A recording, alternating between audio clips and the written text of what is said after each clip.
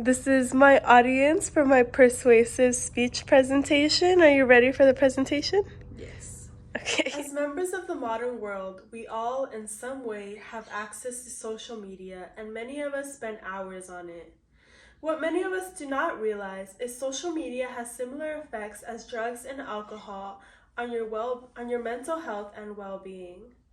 Social media can hijack the chemical dopamine in your brain, which can release a satisfactory feeling such as winning an award. How many times have you personally compared your life to someone else's on social media, or even have had negative feelings due to social media? Well, if you answered more than one time, it is likely that you have been victim of the social media effects.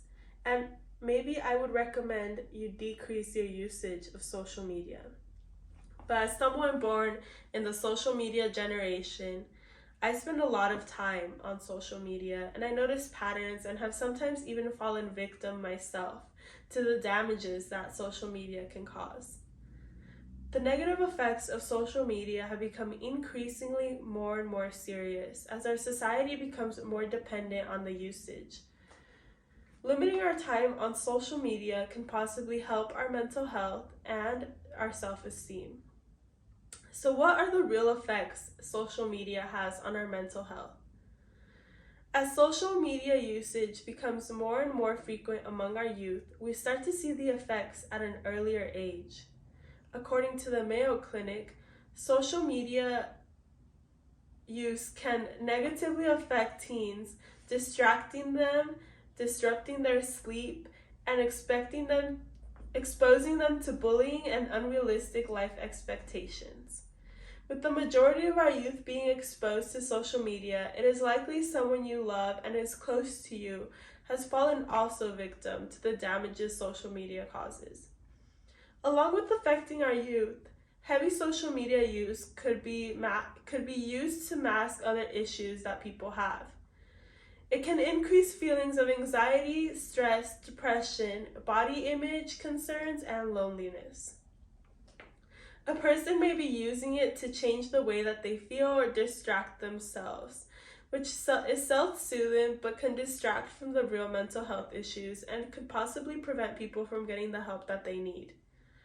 Another factor is that humans are social beings and need interaction, but many of us are spending too much time on social media and more time on social media than in the real world, which can also affect our mental health. Social media has become a substitute for a lot of socializing that we do in our life. Even when we are interacting in person, many of us check our phones just to see what everybody else is doing in life. For the sake of our own mental health, we must make an effort to decrease our exposure.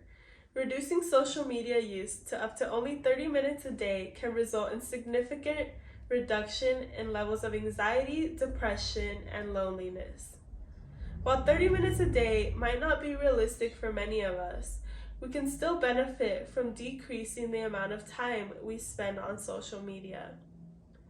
Disabling notifications can help decrease the amount of times that we check our phone. Something as simple as even unfollowing the people that don't make us feel good can also help our mental health and can decrease the amount of times we go on our phone. These are just a few examples of ways we can reduce our social media usage. The use of social media is a cycle that we can break.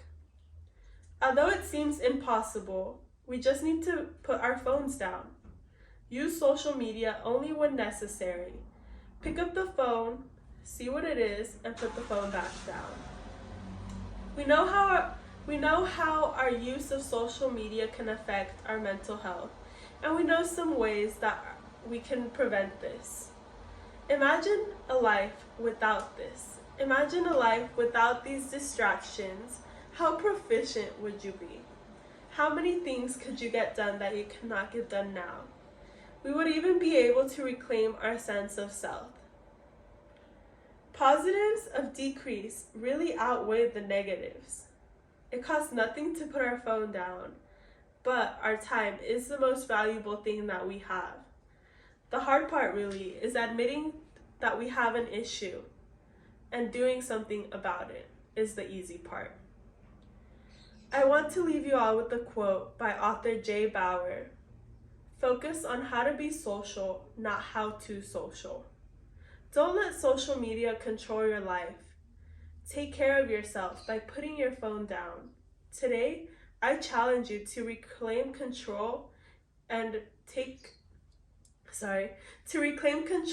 really take charge of your own time. You guys are a great audience. Thank you for being